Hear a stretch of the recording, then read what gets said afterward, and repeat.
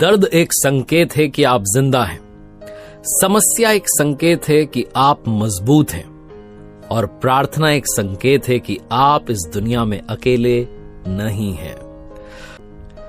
एक शिष्य जो आश्रम में रहता था लेकिन बड़ा गुस्सैल स्वभाव का था, जो उसके बाकी साथी शिष्य थे उनसे झगड़ा करता था, कुछ भी कह देता था उल्टा सीधा, उससे कंट्रोल नहीं होता था। जब उसे गुस्सा आता था तो बस अनाप शनाप बोलता चला जाता था, और लगभग उस आश्रम में जितने लोग थे उनसे अपना रिश्ता खराब कर चुका था। एक दिन वो अपने गुरु के पास पहुंचा जब उसे रियलाइज हुआ कि उससे कोई भी बात नहीं करना पसंद करता है, उसने सारे रिश्ते खत्म कर लिए, कोई उससे बात करना तो दूर, उसका चेहरा देखना पसंद नहीं करता है। तो उसने अपने गुरु से कहा कि गुरुजी, मुझे समझ में नहीं आ रहा है कि क्या होगा। मैं सारे लोगों से बातचीत बंद कर चुका हूं, कोई भी मेरा चेहरा देखना पसंद नहीं करता है, मेरा व्यवहार मेरे खिलाफ हो गया है। मुझे बस ये बता दीजिए कि आप इतने शांत कैसे रहते हैं। मैं आपको देखता हूं, आप हमेशा बहुत ही निर्मल वाणी में बात करते हैं, बहुत मीठी बात करते हैं, बहुत अच्छा स्वभाव है आपका, आप किसी से झगड़ा नहीं करते हैं, किसी को उल्टा नहीं कहते हैं। मुझे बस आपका सीक्रेट बता दीजिए, शायद मैं कुछ कर पाऊं। उसके जो गुरुजी थे उन्होंने कहा कि बेटा, मुझे अपना रहस्य तो नहीं पता, लेकिन तुम्हारा रहस्य जानता हूं। आज से 7 दिनों के बाद तुम्हारी मृत्यु हो जाएगी। ये सुनकर के वो जो शिष्य था वो घबरा गया, उसका दिमाग खराब हो गया। उसने कहा क्या कह रहे हैं। उस आश्रम में कोई और ये बात कहता तो शायद उसे यकीन नहीं होता, लेकिन उसके गुरुजी जो कि जाने माने विद्वान थे उन्होंने ही कह दिया। तो उसे लगा कि वाकई में ये तो सब जानते हैं, भूत भविष्य वर्तमान सब पता है, 7 दिनों के बाद में मृत्यु होने वाली है।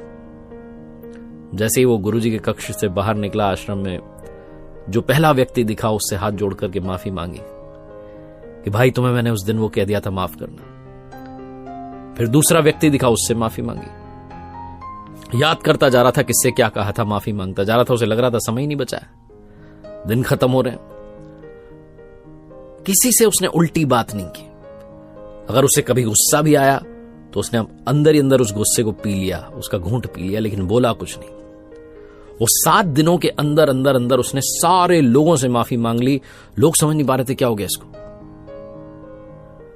वो पुरानी बातें याद करता जाता, जाकर के माफी मांग लेता कि भाई मुझे माफ कर देना, मुझसे गलती हो गई थी, मैंने पता नहीं क्यों कह दिया तुम्हें, ऐसी तो बात ही नहीं थी। 7 दिन पूरे हुए, गया गुरुजी के कक्ष में, जाकर के प्रणाम किया और बोला कि गुरुदेव, अंतिम प्रणाम स्वीकारिए। आपने भविष्यवाणी कर दी, आपने बता दिया कि 7 दिन के बाद मृत्यु होने वाली है, आज मृत्यु का दिन है। गुरुजी ने पूछा, अच्छा एक बात बताओ, क्या इन 7 दिनों में गुस्सा आया, क्या किसी को कुछ कहा? उस व्यक्ति ने कहा हाँ गुस्सा तो आया था, लेकिन किसी को कुछ कहा नहीं, अंदर ही अंदर उस घूंट को पी लिया, और उल्टा मैंने तो जाकर के लोगों से माफी मांग ली ताकि कभी किसी का कुछ बुरा कर दिया हो तो अब अंतिम समय में तो माफ कर दें प्रभु। गुरुजी ने कहा बस यही मेरे निर्मल रहने का, व्यवहार का सीक्रेट है। मैं यही मान के चलता हूं कि इसी क्षण शायद मेरी मृत्यु हो जाए, इसलिए कभी किसी से कुछ कहता ही नहीं। अपने व्यवहार को ऐसे रखता हूं जैसे आज मेरा अंतिम दिन है। तुम्हें समझाने के लिए मैंने ये झूठी भविष्यवाणी कर दी थी। अभी तुम्हारे जीने में बहुत दिन बाकी हैं, आराम से जियो। छोटी सी कहानी, लेकिन ये कहानी गुरु शिष्य की नहीं, आपकी हमारी कहानी है। आपके और हमारे पास में भी 7 दिन ही बचे हैं। Sunday, Monday, Tuesday, Wednesday, Thursday, Friday, Saturday. इन्हीं 7 दिनों में अपना भविष्य, अपना जीवन सुधारना है। ये मान के चलिए कि बस 7 ही दिन बचे हैं, शायद आप अपनी लाइफ में चमत्कार देखें।